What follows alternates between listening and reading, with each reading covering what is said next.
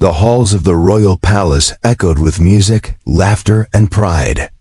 Lights sparkled across the tall gold pillars as nobles from across the galaxy danced and whispered behind jeweled masks. The grand ballroom of the Zarelian Empire was hosting the peace summit of the century. But beneath the surface, tension stirred like a storm in hiding. Humans had earned their seat at the table after surviving wars against impossible odds. Yet many alien empires still looked at them as low-born fighters, not equals. And today, a single sentence from a young alien royal would shatter the illusion of peace. Prince Kale of Earth stood tall in his navy blue uniform. He had no crown, no jewelry, but his eyes carried the confidence of someone who had fought and bled for survival.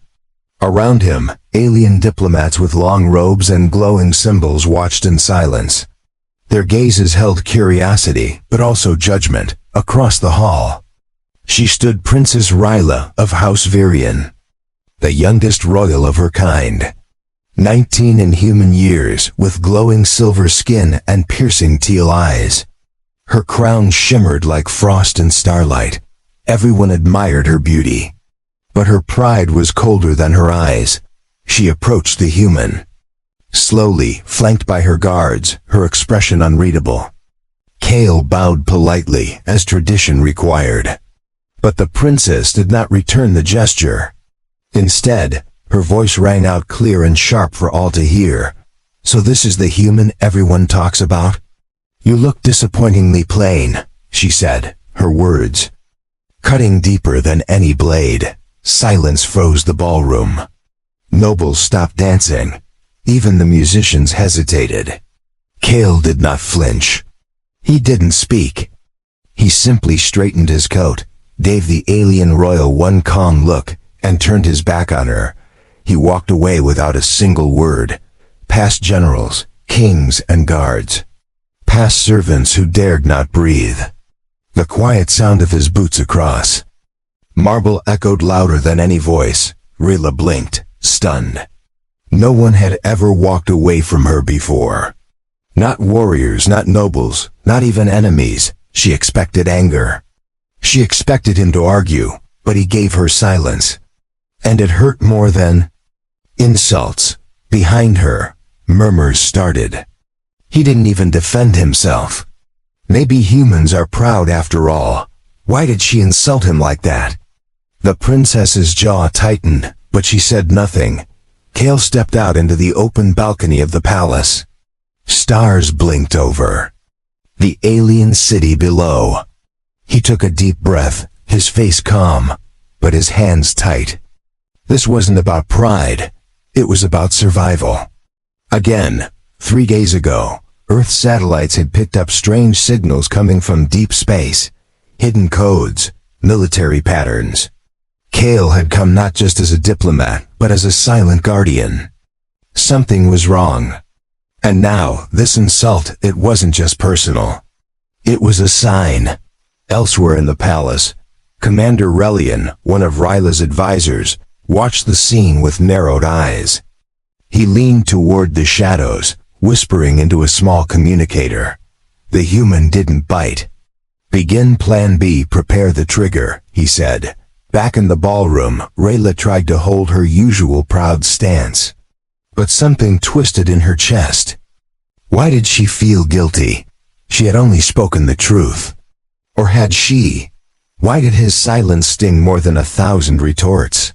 Her breath caught, and she turned sharply, heading toward her private chamber.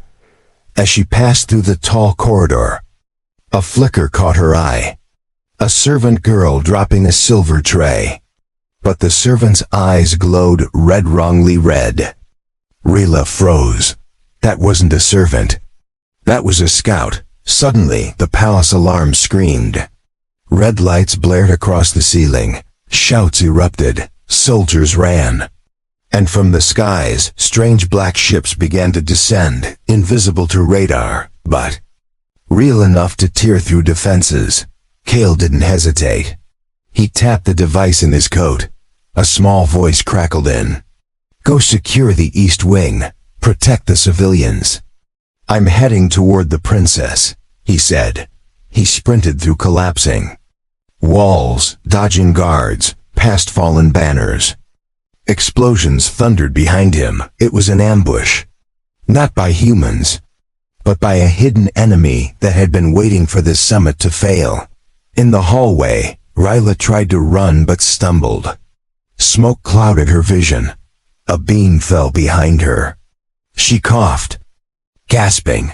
Her guards had vanished. Her power was useless here. Her pride meaningless. She was just a girl trapped in a burning palace. And then she heard footsteps. Calm, steady, not like the others. Not the enemy. She turned and saw him, Kale, covered in dust and smoke, reaching his hand toward her. She stared at him in disbelief. "Why are you here?" she asked, voice shaking. Kale didn't answer. He pulled her to her feet, guided her behind cover, and shot down the two invaders heading their way. He didn't need to say anything. His actions were louder than words. Together, they moved through the chaos. Rila watched him, how he fought, how he protected even strangers. He didn't look disappointed now. He looked focused, unshaken, human. When they reached the safe room, Rila collapsed against the wall, her royal dress torn, her crown cracked. "I insulted you," she said, voice trembling. "And yet you came for me." Kale looked at her, not with anger, but with something else. "You don't need to like me," he said. "But I don't abandon people, even if they think I'm plain." Ryla lowered her head. She had called him that, thinking it would make her feel powerful. But now, surrounded by smoke and silence, all she felt was shame. For the first time, she saw him not as a human, but as a warrior, and for the first time in her life, she wondered what kind of ruler she truly was. Asterisk. The safe room smelled like cold steel and dust. Rila sat on the edge of a low bench, her dress torn, her pride cracked. Her crown rested on the floor beside her boots. She looked around at the metal walls that now protected her from her own people's enemies. Kale stood by the security panel, checking for movement outside.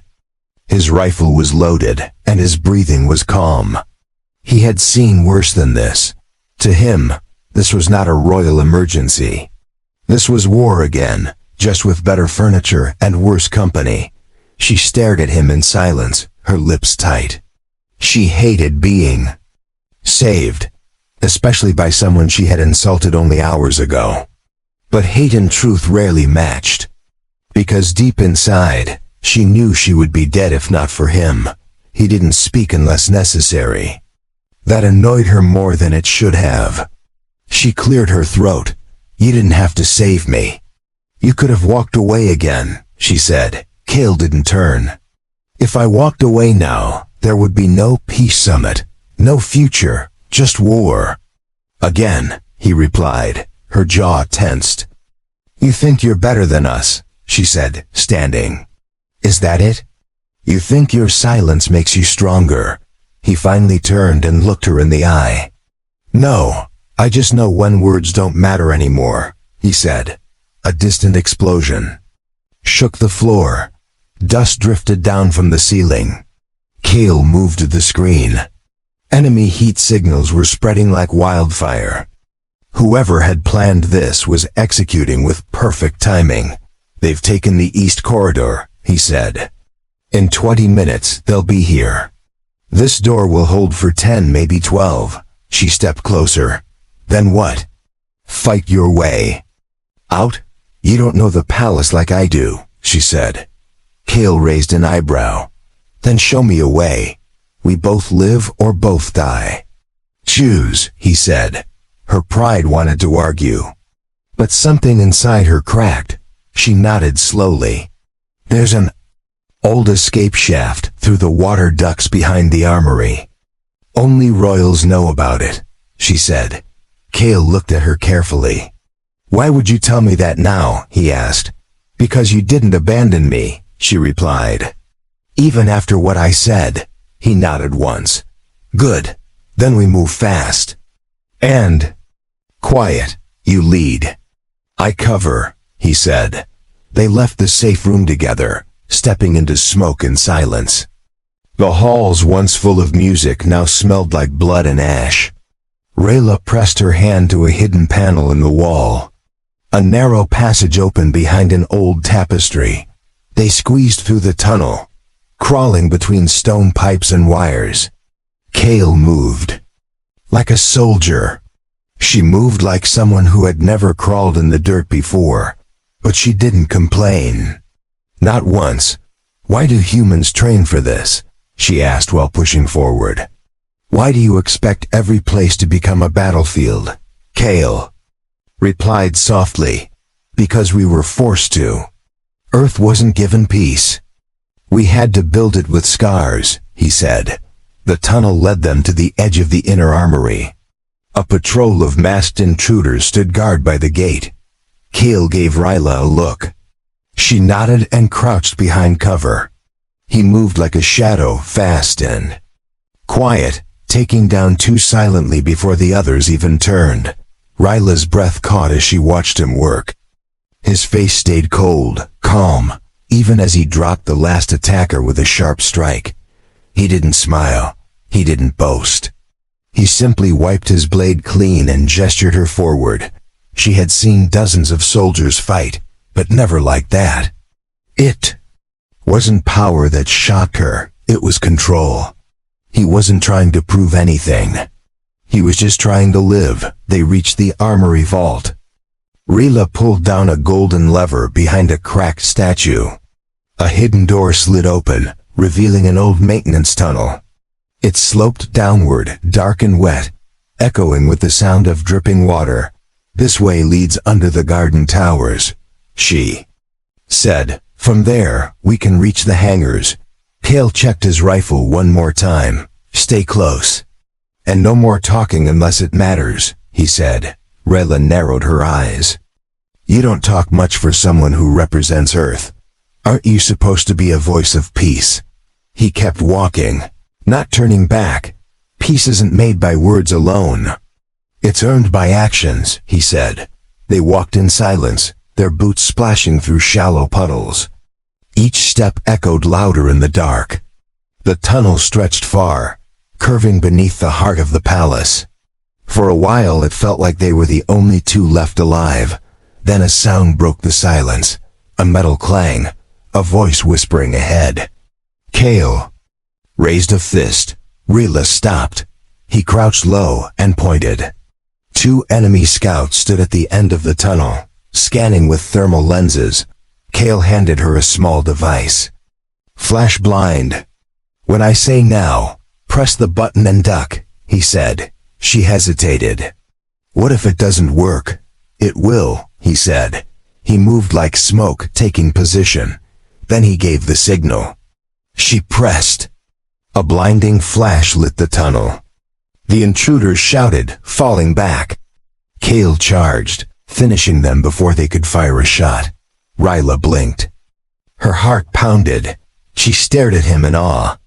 You're not like the other humans I met, she said. Kale turned. Maybe you never gave them a chance, he replied. They continued on, deeper into the escape route. Behind them, more explosions echoed. But ahead, a new path opened, one that neither of them expected to walk together before today. And something else shifted in the silence. Not just fear or duty, but understanding. The hangar smelled of burning metal and old fuel. Fires glowed across the floor where ships had once stood ready for peace missions. Now they lay broken and twisted, symbols of a truce that never had a chance. Kale scanned the area with narrowed eyes. Rayla crouched behind him, her royal dress covered in dirt and ash. Her hand rested against the wall for balance. Her breathing was steady, but her eyes trembled with something unfamiliar doubt. They had made it through the tunnels. But now the real danger waited above. Enemy troops had taken the upper hangars. Kale knew they would expect survivors to head this way. And he also knew he had only one shot at getting them both out alive.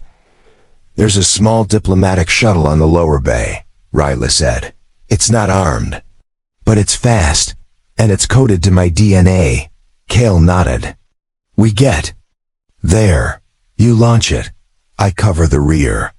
"No hesitation," he said. She stared at him. "You're staying behind." He didn't answer. Instead, he moved along the wall and checked the path forward. Patrols were sweeping left to right. Small drones buzzed through the air. The entire hangar had turned into a trap. "We go on my mark. We don't stop. If I go down, you keep moving." He said, "No," she replied without thinking. "I gave the insult. I won't let you sacrifice yourself for me." Kale looked at her quietly. "This isn't about pride. It's about survival. You're royalty. You have the code. You carry the treaty." "I'm just a soldier," he said. "No, you're not," she whispered. "You're more than that. And I see it now." For a moment, silence stood between them. Then Kale raised his hand, signaling 3 seconds. They both ran. Their boots slammed the steel floor as lasers burned past them. Alarms screamed. Kale rolled and fired, clearing a path. Rila kept low, guiding them through cover, her heart pounding louder than the gunfire. Behind them, drones flew in. One fired toward her back. Kale spun, took the shot to his armor, and blasted the drone from the sky. Ryla reached him, eyes wide with fear. "You're hit," she said. "I'm fine." "Go," he ordered. She grabbed his arm, pulling him with her. "Not without you," she said. They reached the shuttle bay door. It required her biosign. Ryla slammed her hand on the scanner. The door creaked open just as more enemy soldiers poured into the hangar from above. Kale turned and fired. Rayla pulled him inside the shuttle and sealed the hatch. She ran to the controls, started the launch sequence, and guided the ship into hover. The engine screamed as the shuttle rose. Outside, the enemy fired on them, but the shields held. Inside, Kale dropped to one knee, pressing a hand to his ribs. His armor was cracked. He was bleeding. "You're not fine," she said, rushing to him. "You need help. I need you to fly. Get us out of here." "Now," he said. Rayla took the controls. Her fingers shook, but she followed the training she had ignored for years.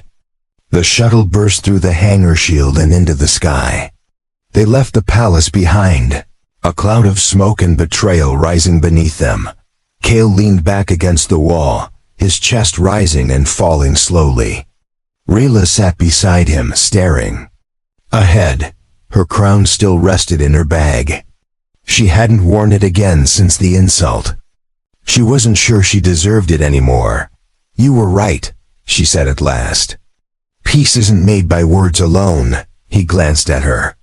"Takes more than royal speeches and golden rooms," he replied. "I thought humans were beneath us." "I thought silence meant weakness," she admitted. Kale said nothing for a moment. Then, he looked toward the stars outside the window. "Sometimes silence is stronger than shouting, because it forces others to listen to what they don't want to hear," he said. The ship drifted toward a safe orbit. The stars blinked coldly above them. Rayla turned to Kale. "You didn't just save my life. You saved what little faith I had left in leadership." He gave her a tired look. "Faith in leadership has to start with leaders who can bleed and still stand," he said. She looked down at his hand, still pressed over the wound. Without asking, she tore part of her sleeve and wrapped it carefully around his side. He didn't flinch. He just watched her. "Do you think peace can still be saved?" she asked. Kale answered slowly. "Only if the ones with power decide they're not more important than the ones without it," he said. She nodded. "Then I want to be that kind of ruler. Not the kind who hides behind titles and insults, but the kind who earns trust." "You'll Have to prove it. Again and again, Kale said. I will, she replied. The shuttle beeped. A nearby human battleship had received their signal. Ryla transmitted her identification code. The larger vessel responded with clearance. Safe docking. Was minutes away. Kale stood, unsteady but proud. Rayla moved to support him, but he raised a hand. I'm still standing, he said.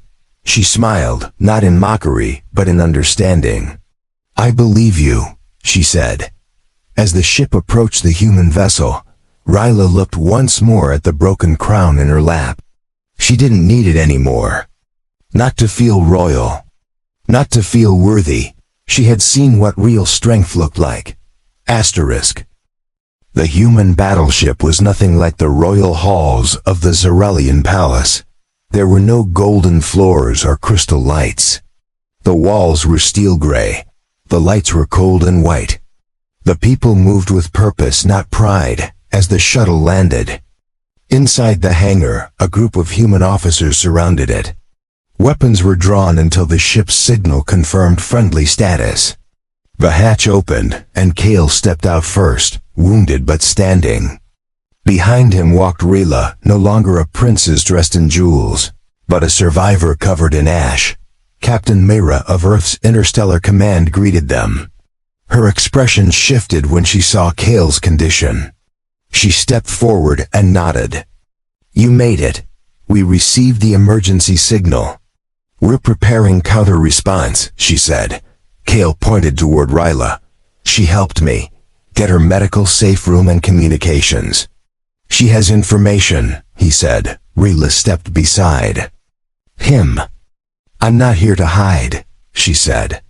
I want to speak with your command.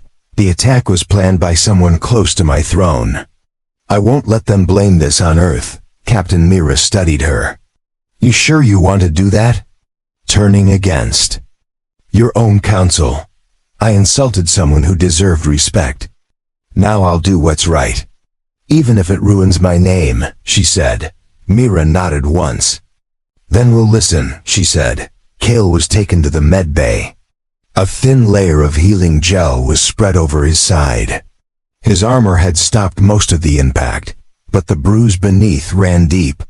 Still, he stayed upright. He didn't rest.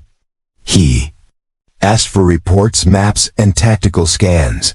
Ryla sat in the command room, dressed in simple gray fabric. Her crown was gone. Her posture had changed. Her voice was stronger now, but quieter. When she spoke from experience, not from status. She pointed out hidden locations beneath the palace. She revealed secret channels only royals knew. She gave names. Some were guards, some were advisors. Some were part of the royal bloodline. Every name shocked the humans present. They were waiting for a reason to break the peace talks, she said. When I insulted Kale, I gave them that reason. They used my mistake to justify violence. I gave them a door. He closed it. Kale stood beside the display screen. His face was still pale, but his eyes stayed sharp. If we move fast, we can isolate the rebel groups before they spread across the outer sectors, he said. The human command approved a defensive plan. Not invasion, not destruction, just containment. That surprised Rayla. She had always believed humans would use any excuse to strike. But here they were, choosing caution over revenge. Later, Kale stood on the viewing deck, watching the stars shift through the glass. Ryla joined him, silent at first. Then she spoke. I never asked. Why didn't you answer me that night in the ballroom? When I insulted you, Kale didn't move. Because anything I said would have made it worse. You were surrounded by people waiting to see how you'd act. And I wasn't going to play their game, he said. She nodded. I felt powerful that night. I thought words made me strong. But it was a mask. You didn't need a mask. That made me feel small. So I attacked you with pride, she said. I've seen stronger people than you make worse choices. What matters Is what you do after, he replied. Rayla looked out at the stars. Do you think they'll forgive me? My people, my planet. They might not. But the ones who matter will remember who stood with them when things fell apart, he said. Silence passed again, but this time it was calm. Not cold. Rayla folded her arms, thinking deeply. When I left the palace, I thought I'd return. As a victim. I didn't expect to become a traitor in their eyes.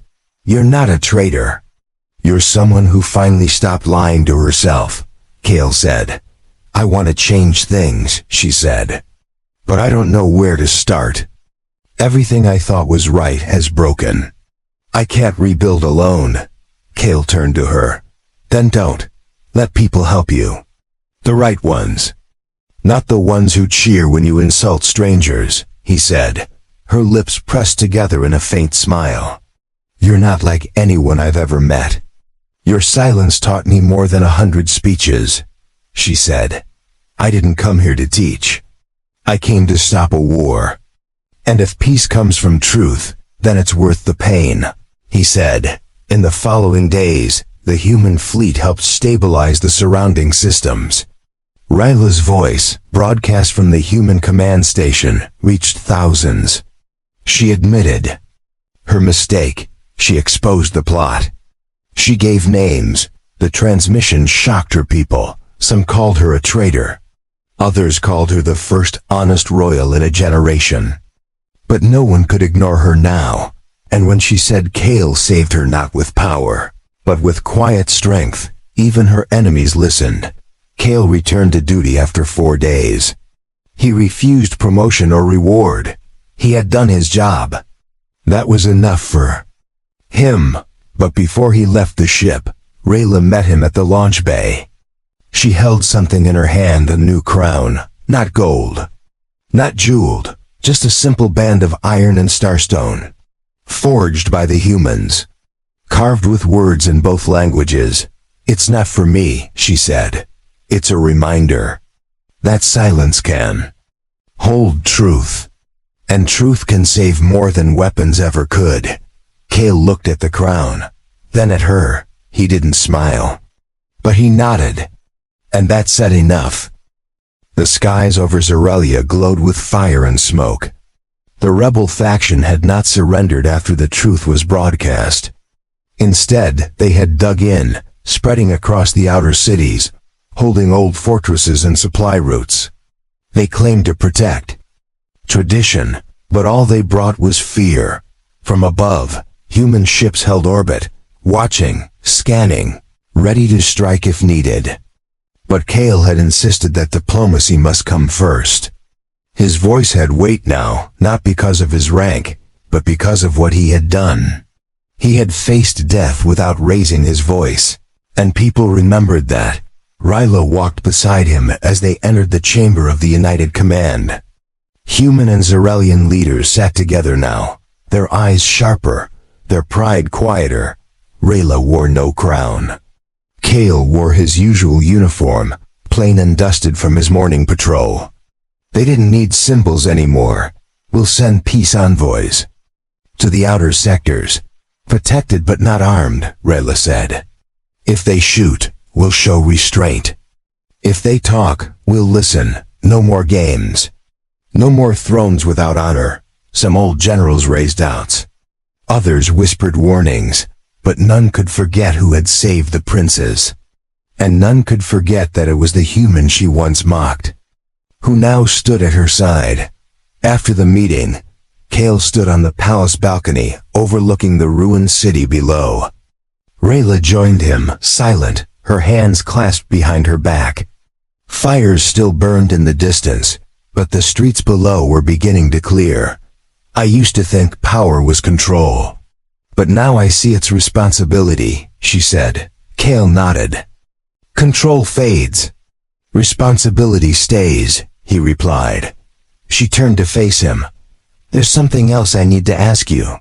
Something beyond this war. Kale raised an eyebrow. What is it? She took a slow breath. Why do humans fight? Like they have nothing to lose, but also care like they have everything to protect. He thought for a moment before answering. Because we know how it feels to lose both. That's what makes us different. Rayla lowered her gaze. I want to learn from that, from you, not just to end this war, but to become more than what I was trained to be. Kale didn't smile, but something in his eyes softened. Then stop talking about change and start living it. You're already walking the path. Don't look back. That night, they visited one of the refugee camps together. The people bowed when Rayla entered, but she quickly raised her hand and asked them to stand. No bows, just voices. Tell me what you've seen. Tell me what you need, she said. Kale watched from the side as she spoke with the people, listened to children, and held a grieving mother's hand. She stayed until morning. She did not ask for sleep. She asked for names. She remembered every one of them. By the next cycle, word had spread. The young princess who had once insulted a human was now walking among the wounded. The soldier she had tried to shame now guarded her like a brother, like a shield that never rested. In secret chambers, the rebel leaders grew nervous. Their story was falling apart. The people were no longer listening to fear. They were watching Rayla, and they were believing in Kale. 2 days later, the enemy made their move. They launched a sudden strike at the humanitarian station in Sector 9. It wasn't a military target. It was where children were being treated. The attack was brutal and quick. Rayla and Kale were already there when it began. Sirens howled, nurses ran, fires broke through the walls. Kale didn't wait for orders. He pulled children from the rubble. Rayla organized evacuations. She used her voice not as a command, but as a guide. In one room, a wall collapsed. A child was trapped. Kale dove into the dust, pushing against beams. Rayla followed, crawling beside him. Together, they pulled the child free. Her dress tore. His hands bled. But they didn't stop until every life was counted. When the assault ended, the attackers fled. But they had left a scar. 12 were dead, many more injured. And in the middle of the debris stood a princess covered in ash and a soldier with cracked armor. And around them, people gathered, not in fear, but in unity. One of the elders stepped forward. He looked at Rayla, then at Kale. You have both bled for us. You have both earned our trust. What do we do now? Kale looked at Rayla. She looked back. Then she turned to the crowd and spoke. We rebuild. Not because we must, but because we can, together. No throne, no class, only people, she said. They cheered. Not for royalty, not for soldiers, but for hope. Real hope. Later that evening, Kale sat alone near the medical tents. He held a bandage in his hand, but hadn't used it yet. His side ached, but he didn't care. His mind was still in the rubble. Rayla walked over, holding a canteen. She handed it to him. You forget to drink again, she said. He took it without looking up. I had other things to do. She sat beside him. You always put others first. That's what makes you stronger than any title. I'm just doing what's needed, he said. She smiled faintly. Then maybe what's needed is someone who never stops doing what's right. For a while, they said nothing. The stars above Zerelia seemed closer now, not cold, not distant. Just silent. Witnesses to change. The final meeting of the Peace Council was held under a sky no longer burning. The smoke had cleared. The rebel leaders had fallen. Not by force alone, but by the people turning their backs on them. Zerelia was healing, slowly, and this time. Not through silence or power, but through truth. Rayla stood at the center of the circular hall. No guards, no crown, no gold robes. She wore the same gray fabric she had worn through war, smoke, and fire. Across from her stood Kale, Arms crossed, his uniform patched, his face calm as ever. Delegates from Earth and the outer systems listened in silence. Some still held doubt. Others held quiet respect. But all eyes were focused on Ryla, the same girl who had once mocked a human soldier, now prepared to speak on behalf of both worlds. "I began this journey believing titles meant strength," she said. "I believed that silence was weakness and pride was power. I was wrong.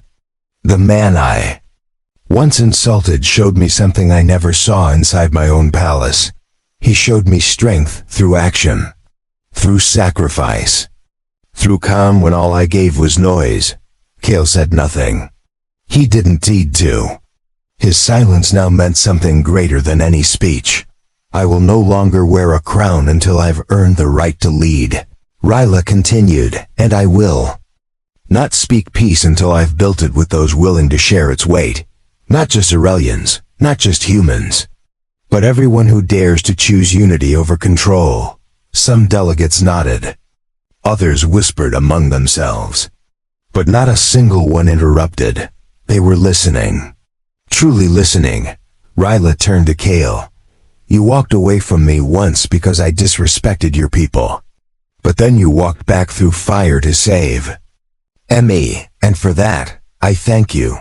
As a ruler in learning, and as a person who has been changed by you." Kale finally stepped forward. "I didn't come here for thanks. I came to stop another war. If peace is what you truly want, then it has to live outside this room too. Among the hungry, the broken, the angry. You've seen what they carry. Are you ready to carry it with them?" Ryla didn't hesitate. "Yes," she said. The room stayed quiet, then applause began, soft at first, then stronger. Not thunderous, not forced. Just honest. That night, the stars above Zorelia shined brighter. Ships flew again across the skies, not with weapons, but with supplies. Human and alien engineers worked side by side to rebuild towers, homes, and schools. The same walls that once separated species were being torn down and used to build bridges. Kale walked through one of the construction zones, inspecting progress. Children waved at him, soldiers nodded. Even those who once called him outsider now greeted him with open hands. Ryla met him near the central fountain. It had once been a statue of her ancestors. Now it was a simple place of gathering, surrounded by flowers and benches. She held a datapad filled with new plans, education programs, relief paths, defense that protected all species equally. "I want you to review this with me," she said. "You've seen what works. I want your thoughts." Kale took the pad and read quietly. "This is better than most leaders put together. Still need some backup plans," he said. "We'll make them together," she replied. He looked at her. "Are you ready to lead without being worshipped?" She nodded. "I'm not royalty now, I'm responsible." He handed back the pad. "Then you'll do fine." Later that week, a ceremony was held not in the palace, but in the open plaza where survivors had first gathered. There were no banners, no parade. Just people from every sector standing shoulder to shoulder. Kale and Ryla stood together at the center. Ryla raised a small symbol in her hand. It wasn't a crown, it was a pin. A small circle forged from human steel and Zorelian crystal. She pinned it to her own chest, then gave an identical one to Kale. "This is our mark," she said to the people. "Not of rank, but of promise. Anyone who wears this does not lead from above. They lead from among." Kale accepted it without a word. And when he placed it on his coat, the people cheered again. Not because of tradition, but because of hope. When the crowd cleared and night began to fall, Kale and Ryla sat on the edge of the fountain. The stars reflected in the water. They didn't speak at first. They didn't need to. Ryla finally said, "You never asked for thanks, but I owe you everything. You changed me without a single insult. Without raising your voice, Kale looked ahead. You changed yourself. I was just a mirror, she smiled. Then I'll make sure what's reflected stays true. A breeze moved through the trees. The city lights flickered with life. And for the first time in decades, Zorelia and Earth shared the same peace. A peace born from one silent step. One quiet choice. And the courage of a soldier who walked away when he could have fought. And a princess who followed. Not out of guilt, but because she had finally learned what real strength looked like.